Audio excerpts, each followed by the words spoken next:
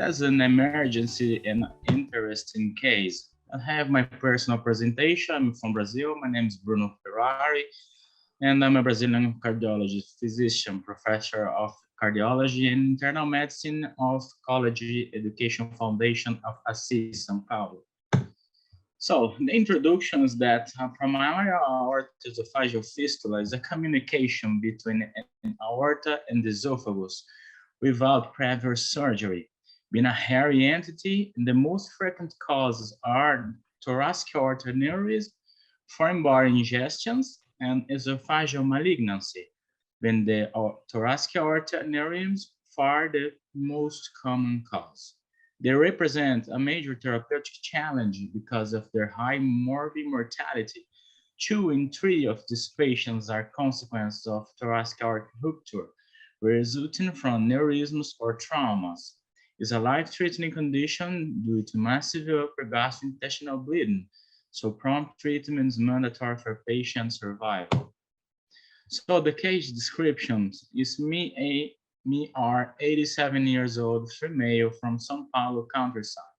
Was admitted with hematemesis to emergency room in a private hospital in the area. Personal history include arterial hypertension and diabetes. On physical examination, cardiac and pulmonary auscultation showed no findings, no carotid bruits, Glasgow 15, and no neurologic deficits. After clinical stabilization, the conduction of upper digestive endoscopy showed esophageal aortic fistula, which was non-communicated, thrombosed, and without active bleeding.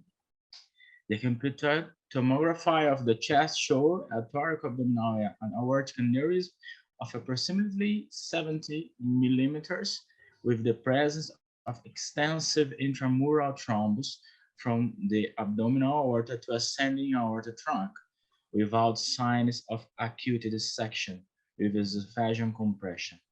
Assessment through the vascular surgeon indication no intervention within the process due to her advanced age. Because of their hemodynamic stability, a second analysis showed that intervention was recommended, and she was inserted in the regulation centers of hospitals in Brazil. But the day before prospection, a new bleeding led to her death. So here, this is a hair and fatal presentations of thoracoabdominal aortic ruptures. The patient's advanced age was decisive factor in indication the intervention, together with her hemodynamic stability.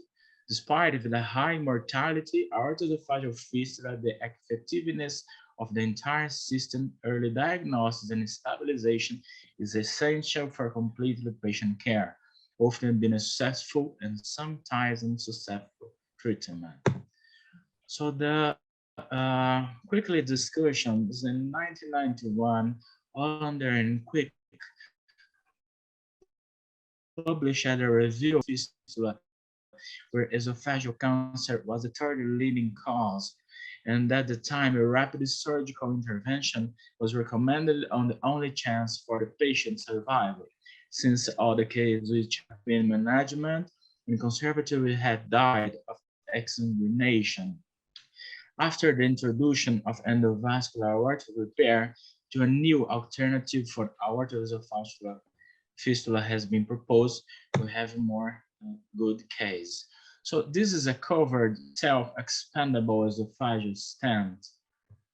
And this is my case in Brazil. In an emergency room, we did an endoscopy, digestive, and the fistula into the esophagus. So the frequency of the heart is beating on the esophagus. That's very interesting. So that's my quickly presentation. I think that's nice. Thank you for invite, and I hope to appreciate all the Heart 2022. Any questions?